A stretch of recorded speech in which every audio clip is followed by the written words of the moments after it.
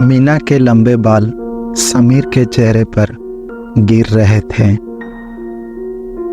यूं तो समीर को इसमें बहुत मज़ा आ रहा था। जैसे जैसे मीना अपने बाल समीर के जिस्म पर गिराती, वैसे समीर के रोंगटे खड़े हो जाते और समीर ने देखा कि कैसे उसके बाल उसके घुटने तक लंबे थे। जब वह बाल खोलकर चलती तो पीछे से देखने से ऐसा लगता कि जैसे बालों का एक झुरमुट हो जिसमें पूरी दुनिया खो जाए। उसके लंबे और घुंघराले बालों की वजह से ही समीर ने मीना से दोस्ती की थी। उसके खूबसूरत बालों का राज पूछने पर मीना ने समीर को बताया वह अपने बालों को इस तरह बनाए रखने के लिए अंतर साधना करती है और मीना तंत्र मंत्र और सिद्धियों की बातें करने लग गई जिसे समीर को कोई लेना देना नहीं था। उसे जो चाहिए था वह ठीक उसके सामने था। मीना अपने बालों के बारे में बता ही रही थी कि इतने में समीर ने एक गीला कपड़ा उसके मुंह पर रख दिया।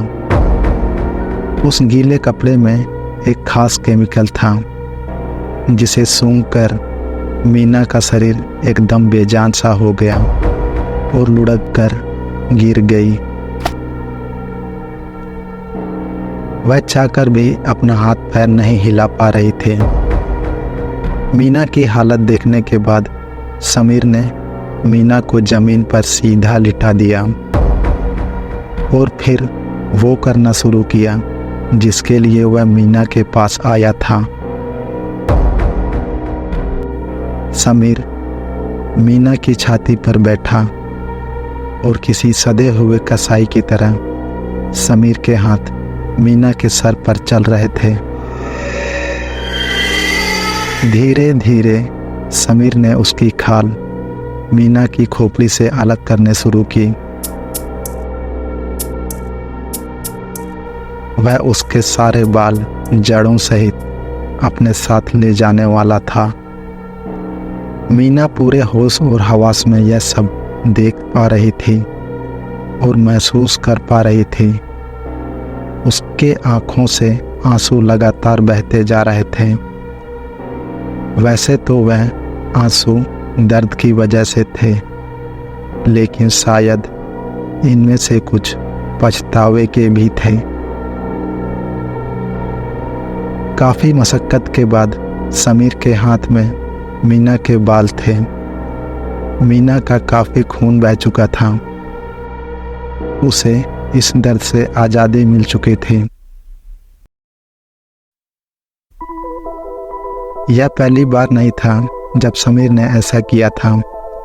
वह पहले भी ऐसा कर चुका था, कुल मिलाकर 8 बार। न्यूज़ चैनल उसके नाम और शक्ल तो नहीं जानते थे, लेकिन उन्होंने उसके लिए एक नाम बनाया था। वह नाम था बालचोर, जिसे सुनकर समीर काफ़ी हंसता। अपने घर पहुंचने के बाद समीर ने मीना के बाल साफ किया और उसे अपने सर पर टोपी की तरह पहन लिया। मीना के बाल इतने लंबे थे कि उसने समीर के आधे बदन को पूरा ढक लिया। वह अपने शिकार को करने के बाद उनके बाल को इसी तरह खूब खेलता और इसमें उसे बड़ा मज़ा आता। समीर को देखकर ऐसा लगता जैसे उसने बालों से बनी कोई ड्रेस पहनी हो। वह अपने आप को काफ़ी देर तक शीशे में निहारता रहा। उस शीशे में पीछे रखे अलमारी में समीर के पुराने कारनामों की याद दिला रही थी। कुल मिलाकर 8 बाल सजे हुए थे, जो मीना को मिलाकर 9 होने वाले थे। समीर ने रात का खाना भी मीना के बालों को ओढ़कर खाया, और जब वह इस तरह खेल कर थक गया तो उसने मीना के बालों को उस अलमारी में रखा और सो गया। देर रात समीर के गले में खराश से उसकी नींद उचट गई। रसोई में जाकर उसने एक गिलास से पानी पिया, लेकिन जैसे ही उसने गिलास वापस रखा वह कुछ देखकर चौंक गया। गिलास के अंदर एक लंबा सा बाल था। समीर कुछ भी सोच पाता कि इतने में उसके पेट में एक जोर का कसाव महसूस हुआ, और एक जोर की खांसी के साथ समीर के मुंह से बालों का एक छोटा सा गुच्छा सिंक में जा गिरा। समीर ने उस बाल के गुच्छे को गौर से देखा। वह बाल लंबे और घुंघराले थे, बिल्कुल मीना की बालों की तरह। और इस समय समीर के कानों में किसी के हंसने की आवाज़ आई। उसने घबराकर चारों तरफ देखा, लेकिन उसके अलावा उसके घर में और कोई नहीं था। एक लंबी सांस लेकर समीर ने खुद को समझाया कि जरूर खेलते वक्त उसी ने कुछ बाल निगल लिए होंगे। तभी समीर को जोर से उल्टी आई। उसने सिंक में सिर डाला और मुंह खोल दिया, लेकिन उल्टी की बजाय समीर के मुंह से लंबे लंबे बालों के गुच्छे निकलने लगे, और अब समीर का खाली घर मीना की तेज हंसी से गूंज उठा। समीर के पैरों के नीचे की जमीन मानो मीलों आगे निकल गई। समीर अचानक फिसलकर नीचे गिरा। समीर ने देखा कि एक परछाई खाने की टेबल के ठीक सामने बैठी है। अंधेरे के बावजूद समीर उस परछाई को पहचान पा रहा था। समीर अपने आप को सामने बैठा देख पा रहा था, और उसके हाथ में एक चम्मच थी और सामने रखे प्लेट से कुछ खा रहा था।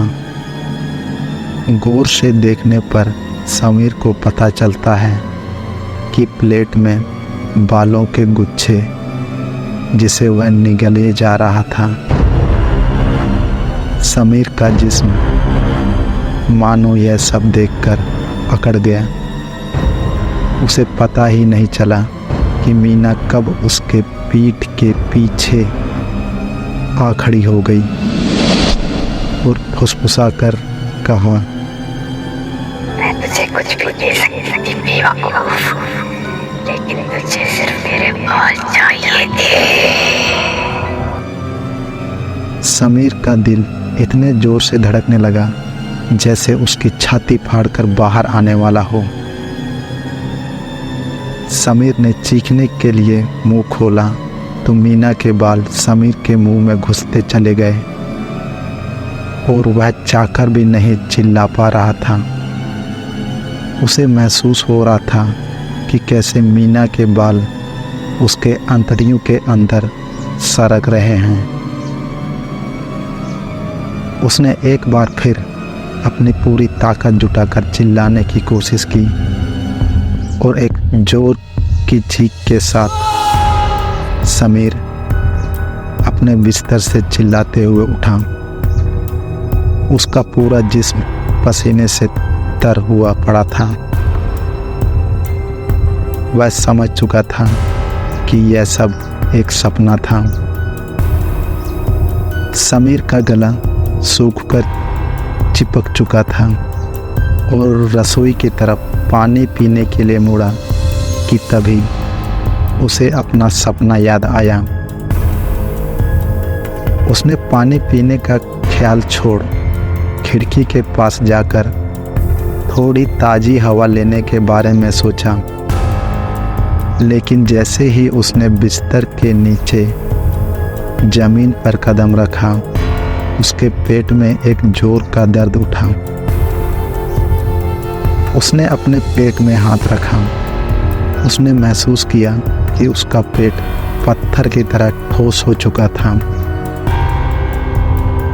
अपने कपड़े हटाकर उसने देखा कि कोई चीज़ उसके पेट से बाहर आने की तैयारी कर रही थी। वह कुछ सोच पाता कि तभी समीर का पेट किसी गुब्बारे की तरह फट गया। खून और लोथड़ों के साथ ना जाने क्या क्या समीर के घर में बिखर गया। उसने अपने पेट में नज़र डाली तो उसे अपनी आँखों पर यकीन नहीं हुआ। उसके पेट में सिर्फ और सिर्फ बाल दिखाई दे रहे थे और वह बाल उसके गले से होकर मुंह से बाहर निकलने लगे। समीर के जिस्म के हर एक छेद से निकल रहे थे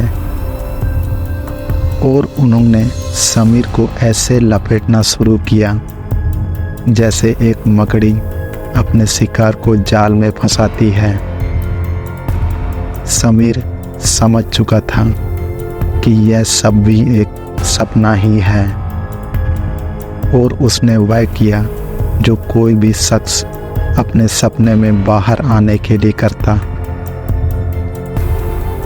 उसने अपने बिस्तर पर रखी मेज की अलमारी से एक कैंची निकाली और बिना कुछ सोचे समझे एक जोर के झटके के साथ अपने गर्दन में घुसा दिया। लेकिन यह सपना नहीं था।